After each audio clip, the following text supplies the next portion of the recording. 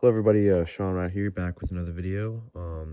Today we're going to be looking at this Lionel Legacy Challenger from 2012. First off, I'd like to apologize for not posting for a while. I've had a lot of school recently, but this weekend I didn't have a lot of homework, so I thought that it would be a good day for a video. So first off, I do want to say that I am like in the middle of redoing my layout, so like over here it looks pretty like confusing. There's a bunch of like miscellaneous track over there, but that's fine. This engine is definitely a step up from my normal engines. I usually run mostly post-war, like basically over half my fleet is post-war. So comparatively, a 2037 compared to this train is massive. So, but first off, I don't like this paint scheme very much. It's Rio Grande, and the Challenger was never made for the Rio Grande. It was only made for the Union Pacific, and the Union Pacific was the only railway that actually used the Challengers. So I don't understand why Lionel made the Rio Grande scheme. But the Union Pacific schemes were about $200 more expensive than this Rio Grande scheme. So I thought, well, I'm not paying $200 just for a different paint job. Like, there's some people who really like realism. That's really not me. I'm just happy with the train. I do actually like the green though, because it goes up nicely with my Reading and Northern hopper cars. The second thing is, this is a legacy locomotive. This is my only legacy locomotive. Like I said, I mostly run post-war. So I don't have a legacy controller. They are very expensive, so I'm not even sure if I want one. But maybe in the future I'll get one. But for now, I got this for my birthday last year, a Lionel TMCC controller. It's actually very nice. I'm very happy with it. It's not nearly as complex as a legacy controller, which I actually like because it confuses me, and this is a good start off. So I'll use this, see if I like it, and then maybe in the future I'll get a legacy controller. But it works well. It works well with this train. I have a couple other locomotives that use the TMCC controller, so I'll definitely be making another video that features the controller. So first off, this locomotive has whistle steam, which is basically the main reason I wanted this train over the older versions of the Challenger. This is the 2012. This is the last one they made before they changed it to the Lion Chief 2.0. The whistle steam definitely adds a cool effect to the locomotive, because blowing the whistle, you can see the smoke billow up. I use the default Lionel smoke fluid. I did hear that JT's Mega Steam creates a better effect, so I'll have to look into that. I've been meaning to buy some just to test it out, but for now I just have the default Lionel smoke fluid. That's okay. Here at the front of the locomotive, where we'll start. Oh, sorry about my finger. Here's the cow catcher. Most of this engine is made of metal, very nicely made. I've had no problems. It is really durable and reliable, because I've ran the crap out of this train. I love it. But it hasn't broken down or had any sort of problems, so that's pretty cool. Right here is the main light for the locomotive. This powers on. And when you're in when the engine is going in the forward gear, it'll be illuminated brighter. And when you're going in reverse, it'll be off, and the light in the rear of the tender will be on. Here we have a bell. It's a non-functioning bell, but the bell does freely move. So sometimes it'll move, like if it's going over like a patch of rails that's bumpy, because my railway is not that smooth. But it doesn't actually like spin when you turn the bell when you like press the bell icon on the controller. That's okay though. But yeah, this is a Lionmaster locomotive, so it's not going to be as detailed as the Lionel Vision line models. And I'm okay with that.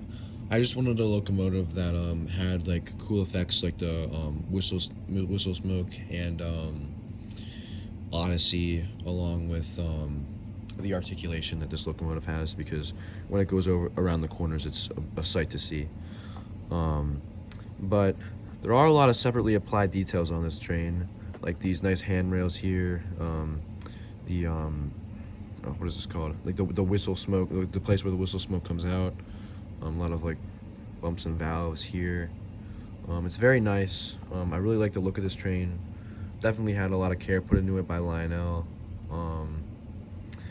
So over to the like side here, you can see the over here is just 6, but on the other side is the other 6. The 12 driver wheels for this, which is split up into 6 and 6 because of the articulation that this locomotive has. These driver wheels are very beautiful. I really like the way the rods look. Very nice. Definitely one of my favorite things about this locomotive is just seeing it in action and seeing all these intricate valves and rods move around. It's definitely very beautiful. And even under there you can see the electric rollers. They definitely have a lot of wear from them, from me just running this train so much, which is, it's pretty nice. So over to the back of the train, you can see a little guy inside the main cabin there, which is pretty cool. There's actually 2 guys. There's one there, one there. But in the back here, you have a firebox, which will be illuminated when the train is under power. So that's pretty cool. A red flickering glow that it makes. So that's a pretty nice addition of it's a pretty nice added detail that Lionel made. Definitely spruces the train up a little bit, gives it a nice touch. Over here to the tender, which is basically a giant speaker. When this thing goes by, it is loud. The speaker controls are, the control for the speaker is right in here. You can turn this screw up to make it louder and turn it down to make it sound quieter. Nice, nice coal, nice shiny. Definitely a rough feel. It's very nice. And of course, the coupling for the tender, and the nice separately applied handrails. And over to the back, there's a working light. This will turn on. These 3 lights will turn on when the engine is reversing. So that's a nice detail that Lionel was able to add. So why don't we get this train under power? Sorry about the zoomed out camera view, because I'm the only one who records these videos just by myself. I have to prop my phone up on the side of a wall, or like on the side of like a phone mount. So I can't actually move the camera for this because I'm holding the TMCC. I'm holding the TMCC controller right now. So just to show you the different features that this locomotive comes with. So first off, let's power it up. I have this locomotive assigned to engine number 1 because it's the main TMCC locomotive that I use. So engine 1.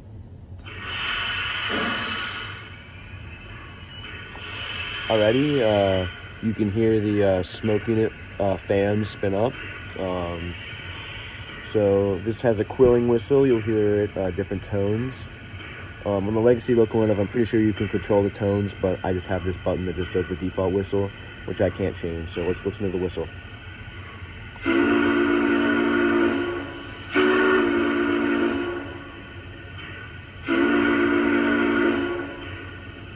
It's pretty faint, but you can see the whistle smoke coming out there.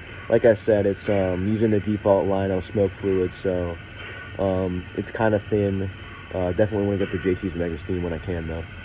Let's listen to the bell here. So just a default bell, nothing too noteworthy about it.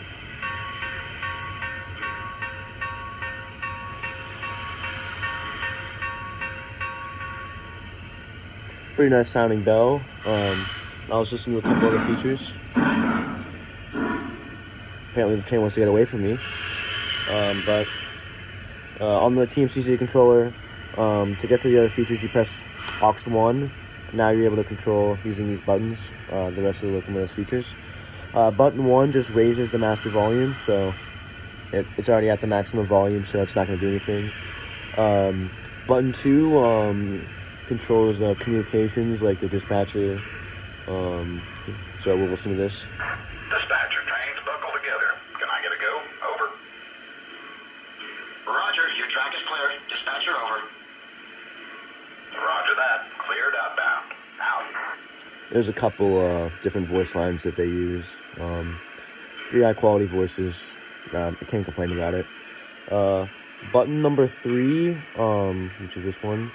It controls, this train monitors how much water it has in its boiler and how much coal it has. It's simulated. It's not like you can see it or anything. But sometimes the dispatcher will say, like, oh, we're running low on water, or we're running low on coal. So number 3 will fill it up with water, and it'll play a sound effect of water entering the boiler.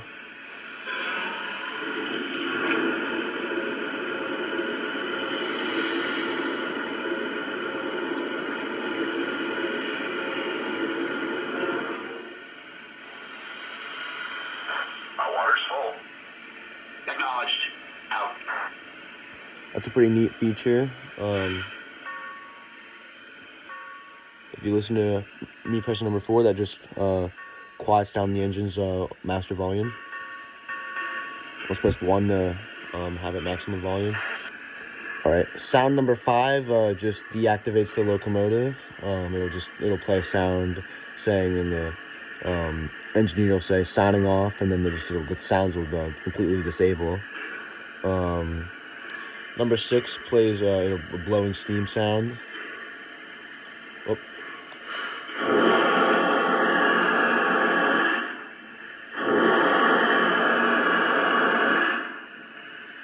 So, and basically the rest of the... This is the dispatcher. Stand by. Over.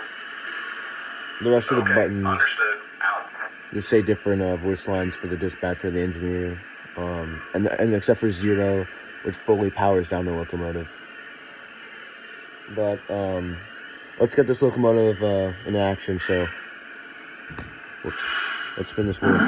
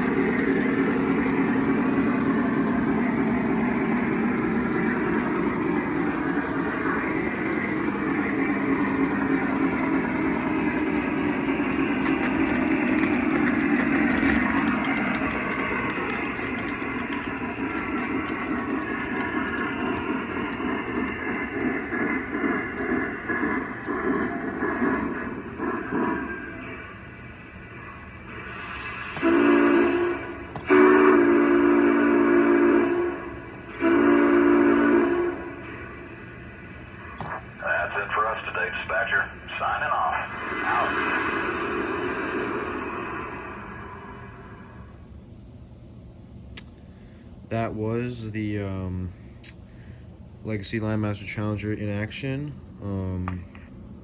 And